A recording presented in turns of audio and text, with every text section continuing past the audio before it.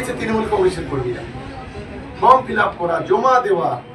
তারপরে যখন এগুলো ফিরে এলো, এই যে মানে আন্ডার জুডিকেশন, আমরাই প্রশাসনের সঙ্গে কথা বলছি মানুষের ভোটাধিকার ফিরিয়ে দেওয়ার জন্য।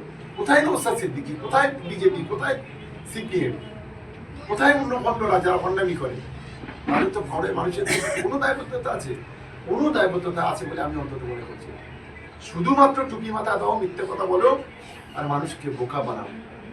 আজকের হজরতদের মতো ছেলেরা আজকে কেন আইএসএফ কে মুখ ফিরিয়ে দিচ্ছে? অনেক, শুধু হজরত নয়, আর অনেক ছেলেরা তারা বুঝতে পেরেছে যে নওশাদের দ্বারা ভাঙড়ের কোনো উন্নয়ন হতে পারে, নওশাদের দ্বারা ভাঙড় ধ্বংস হতে পারে, নওশাদের দ্বারা ভাঙড় পরিষ্কার হতে পারে, নওশাদ দ্বারা ভাঙড় কোনোদিন গড়তে পারে না। এটা অন্তত মানুষ উপলব্ধি করতে পেরেছে। আচ্ছা, আপনি তো ভাঙড় বিধানসভার একজন সদস্য এবং নওশাদ সিদ্দিকী একজন বিধানসভার সদস্য। নিশ্চয়ই আপনি শুনেছেন যে নওশাদ সিদ্দিকী ভাঙড়ের মানুষের বিধানসভার ভিতরে অনেক আওয়াজ তুলেছেন। এটা কি সত্যি? সেটা আপনার মুখ থেকে আমরা জানছি। আওয়াজ তুলছে নাকি বিজেপির হয়ে তাড়াতাড়ি হচ্ছে? বিজেপি যে কথা বিধানসভাতে বলে, নওশাদ সিদ্দিকী সেই কথা বিধানসভায় বলে। আমি তো অন ক্যামেরা রেকর্ড আছে। বকলমে সরাসরি না হলে বকলমে সমর্থন করে। সুনীলদের সঙ্গে এত পীড়িত কিসে? তার সঙ্গে কেন কোলাকুলি করে? বিজেপি বিধায়কদের সঙ্গে এত কোলাকুলি কেন? যে বিজেপি আজকের সংখ্যালঘুদের উপর নারকীয় তাণ্ডব চালাচ্ছে, যে শুভেন্দু অধিকারী বলছে মুসলমান মানে জিহাদি, মুসলমান মানে খুনি, মুসলমান মানে সমাজ বিরোধী, মুসলমান মানে দাঙ্গাবাজ, মুসলমানদের এখান থেকে বাংলাদেশ কিংবা পাকিস্তান কিংবা মায়ানমারে তাড়াতে হবে, মুসলমানদের নাগরিকত্ব কেড়ে নাও, সেই বিজেপির সঙ্গে এত বিরোধ। যে বিজেপির রাজ্যসভার রাজ্যের যিনি সভাপতি শ্রমিক ভট্টাচার্য রাজ্যসভায় দাঁড়িয়ে বলছে যে বাংলায় যে মসজিদটা আছে আদিনা মসজিদ, সেই মসজিদটা নাকি আদিত্যনাথের মন্দির ছিল। পরিষ্কার লোকসভা দেখতেছে, তার সারা ভারতবর্ষ সেই ভিডিও দেখেছে, তার বক্তব্য শুনেছে। তাহলে মুখ আর মুখোশটা নওশাদের সম্পূর্ণ আলাদা। একজন বিধায়ক ধর্ষক, এর চাইতে বড় লজ্জা হতে কি হতে পারে? সেই বিধায়কের, সেই যে মেয়ের দর্শিতা করেছে, সে বলছে ওর পায়ে থেকে মাথা পর্যন্ত কটা তিল আছে আমি বলে দিতে পারি। তার প্রমাণ, তার মানে কি? একজন মহিলা বলছে, এটা আমি বলছি না। আজকে ধর্ষক তো তৃণমূল কংগ্রেস কেসটা তো করেনি, আজকের বিলকিস আজকে সে নিজে কেস করেছে। সে নিজে তার পরিবারের কাছে দরবার করেছে, তার কোনো স্বীকৃতি দেওয়া হয়নি। আজ সে বেচারি এখনো পর্যন্ত নিজে উঠে দাঁড়িয়ে আজকে লড়াই করছে। এর পরেও নিজেকে শক্তিশালী করবে। আমাদেরকে বলে নটোরিয়াস ক্রিমিনাল, লজ্জা থাকা উচিত, গোড়ায় দড়ি দিয়ে পোচা করে ডুবে মরা উচিত। কারণ আজকে যে আমরা এখনো ছোটবেলা থেকে আমরা কোনো কেস খেলাম না, জেল খাটলাম না, লোকাবে গেলাম না, পুলিশের কাছে গেলাম না, আমরা এই নটোরিয়াস ক্রিমিনাল হয়ে গেলাম। আর যে লোকটা আজকে 42 দিন জেল খাটলো গুন্ডামি করে, যে আজকে আমাদের 4-4টে ছেলেকে খুন করে দিল, যে আজকে ভোট গণনার দিনে ছেলেদের লাগিয়ে দিয়ে আইএসএফ এর 3টে ছেলেকে মৃত্যুর মুখে ফেলে দিল, যে আজকে গোটা ভাঙড়ে পুলিশের মাথায় লাঠি মারা, পুলিশের গাড়িতে আগুন দেওয়া, পুলিশের মাথা ফাটানো, যার উস্কানিতে আজকে ভাঙড়ের আইএসএফরা করছে, সে একদম সাধু। আর আমরা নটোরিয়াস ক্রিমিনাল বলে অনেক হয়েছে। ভাঙড়ের মানুষ অনেক বুঝতে পেরেছে। তাই তো আগামী দিনে যতই টুপি মাথায় দিক, ভাঙড় কিন্তু তৃণমূল কংগ্রেস জিতবে, আটকাবার ক্ষমতা নেই। এটা একদম আজ বলছি, আপনারা আগামী দিনে এটা দেখবেন। দাদা, 2026 নিয়ে কতটা প্রস্তুতি নিয়েছেন আপনার? 26 দেখুন, আমরা 365 দিন 65 মানুষের সঙ্গে থাকি। আমাদের প্রস্তুতি নেওয়ার কোনো জায়গা নেই। যে প্লেয়ার প্রতিদিন মাঠে নেমে প্র্যাকটিস করে, যে প্লেয়াররা, সেই প্লেয়ারদের কোনো ম্যাচ আসলে সেখানে নতুন করে প্র্যাকটিসের বা নতুন করে কোচিংয়ের কোনো দরকার হয় না, কারণ তারা প্রতিদিন কোচিং করে। ভাঙড় বিধানসভা তৃণমূল কংগ্রেস, ক্যানিং পূর্ব বিধানসভা তৃণমূল কংগ্রেসের কর্মীরা, আমাদের প্লেয়াররা প্রতিদিন মাঠে প্র্যাকটিস করে, তাদের কোচিং সর্বত্র। ফলে নতুন করে কোনো প্রস্তুতি নেওয়ার কারণ নেই। কাল হলে ভোটে জিতবো, আর 1 মাস পরে হলেও জিতবো, আর 1.5 মাস পরে হলেও জিতবো। এটা আমার আত্মবিশ্বাস। ভাঙড়বাসীর পাশে কতটা থাকবেন আপনি? দেখুন, ভাঙড়বাসীর পাশে কতটা আছে নিজেই সবাই বুঝতে পারছি। আগামী দিনে আমার জীবনের রক্তবিন্দু দিয়ে হলেও দেখুন, ভাঙড় হচ্ছে আমার দক্ষিণ 24 পরগনা জেলার একটা বিধানসভা। আমরা এখানকার ভূমিপুত্র, আমরা এই মাটিতে জন্মেছি।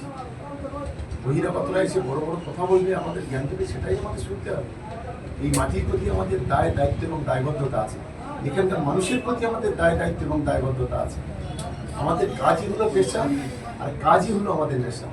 মানুষের পাশে থাকা যেমন আমাদের পেশা, মানুষের বিপদে থাকাও আমাদের নেশা। এই মানসিকতা নিয়ে আমরা কাজ করি।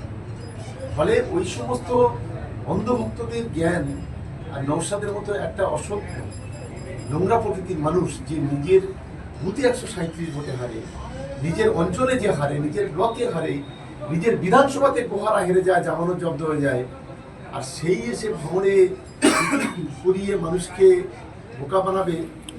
বেড়া বারে বারে বেলতলায় যায় না, একবার বেলতলায় গেছে, আমাদের মানুষ কিন্তু আর বেলতলাতে যাবে না, ওর অন্তকে।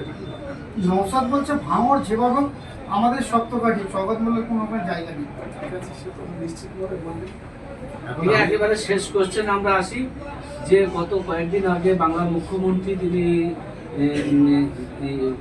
ক্যাম্পে দিল্লিতে কলকাতায় ঘোষণা করেছেন যে যুব সম্প্রদায়ের আমরা টাকা এপ্রিলে দেওয়ার কথা ছিল, সেটা আমরা মার্চেই দেব। আজকের আমাদের নেতা অভিষেক বন্দ্যোপাধ্যায় তিনিও বলেছেন রাজ্যের প্রায় 80 লক্ষ যুবক যুবতী এই যুবশ্রীতে অংশগ্রহণ করেছে বা রেজিস্ট্রেশন করেছে। ক্যানিং এবং ভাঙড় যুব সম্প্রদায়ের সাথে বাংলার যুব সম্প্রদায়ের আপনার বার্তা কি দেবেন? দেখুন, একটাই একটু বলবো, আমাদের দিদি মুখ্যমন্ত্রী মমতা বন্দ্যোপাধ্যায় এবং আমাদের নেতা অভিষেক বন্দ্যোপাধ্যায়, আপনারা জানেন যে গতকাল এবং গত পরশুদিন তিনি ঘোষণা করেছেন, মাননীয় মুখ্যমন্ত্রী তিনি বলেছেন আজ থেকেই তাদের ব্যাংকে টাকা ঢুকতে অলরেডি শুরু হয়ে গেছে।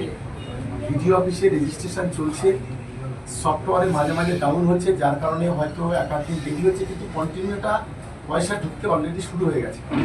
আমি শুনছিলাম ভাঙড় ক্যানিং পূর্ব বিধানসভায় বোধহয় 22,000, আর ভাঙড় বিধানসভায় সম্ভবত 21,000 মতো বোধহয় যুবসাথীতে নাম লিখেছে। আমি প্রত্যেকটা যুব সমাজের ভাই বোনেদের আমার পক্ষ থেকে আমি শুভেচ্ছা জানাচ্ছি।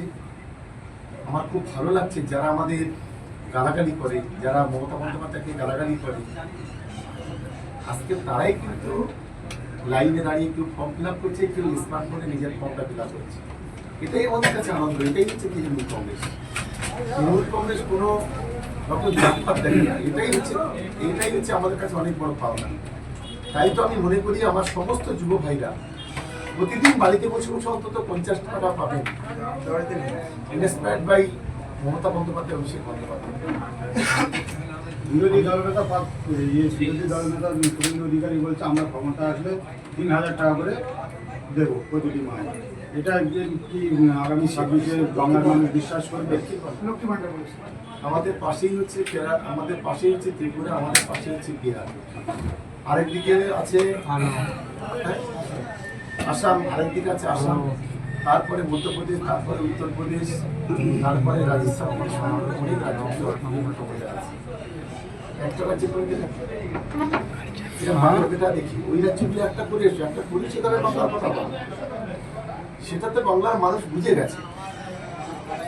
বাংলার মানুষ বুঝে গেছে যে বিজেপি কি করতে পারে। বিজেপি একটা কাজ করতে পারে, বিজেপি হিন্দু মুসলমানের মধ্যে দাঙ্গা বাড়াতে পারে, বিজেপি বাংলার মসজিদ মন্দির গির্জাগুলো ভেঙে দিতে পারে, বিজেপি সেন্ট্রাল ফোর্স নামিয়ে এখানে মানুষকে খুন করতে পারে, বিজেপি বাংলার মানুষের, ভারতবর্ষের মানুষের নাগরিকত্ব কেড়ে নিতে পারে, এই কাজটা অধিকার কেড়ে নিতে পারে, এই কাজটা বিজেপি করতে পারে। এই কাজটা বাইরে বিজেপি কিছু করে। আপনি বলুন না, গত 5 বছরে একদিন নিয়ে বাংলার যারা বিজেপি নেতা কোনো শিক্ষার কথা বলেছে, স্বাস্থ্যের কথা বলেছে, পরিকাঠামোর কথা বলেছে, গরিব মানুষের মাথার উপর ছাদের কথা বলেছে, বরং সবগুলো বন্ধ করে দিয়েছে। শুধুমাত্র ভাষণবাজি, পরিবর্তন যাত্রা, যে পরিবর্তন যাত্রাগুলো হচ্ছে একটা ক্লাবে হচ্ছে অনেক ছেলে জমায়। আমরা যদি একটা বুথে না একটা পাড়ায় মিটিং করি, ওই অমিত শাহের যে মানে পরিবর্তন যাত্রা হচ্ছে, কিংবা ওই বিভিন্ন রাজ্যের মুখ্যমন্ত্রীরা বা নরেন্দ্র মোদীরা আসছে, ওরা যে পরিবর্তন যাত্রা করছে, পুরো মাঠ ফাঁকা। আর ওদের বাস যখন আসছে তখন মানুষ রাস্তা থেকে সরে যাচ্ছে, কারণ মানুষকে সর্বনাশ করে পরিবর্তনের নামে বাস চালিয়ে এসি ঘর, তার বাসটা এসি, তার মধ্যে খাওয়া থাকার বিলাসবহুল ব্যবস্থা, তার মধ্যে পেশা পায়খানা থেকে শুরু করে সবকিছু করার বিলাসবহুল ব্যবস্থা, বাংলার মানুষ এটাকে গ্রহণ করে না। আগে শুরু করতো জয় শ্রীরাম দিয়ে, এখন আবার শুনছি ঠেলার নাম বাপ। কখনো জয় দুর্গা বলছে, কখনো জয় কালী বলছে। মানে মানে সেই জয় সিনেমার খুব একটা দেখতে পাওয়া যায় না। তা এবারেও পাত্তাই ঘুরবে। এবারে 2026-এ ওদের সিট ছিল 2021-এ 77, এবারে টার্গেট হচ্ছে 27-এর মধ্যে বিজেপি ঘোরাফেরা করবে। এটা আপনারা উপলব্ধি করতে পারবেন, দেখতে পারবেন। Thank you.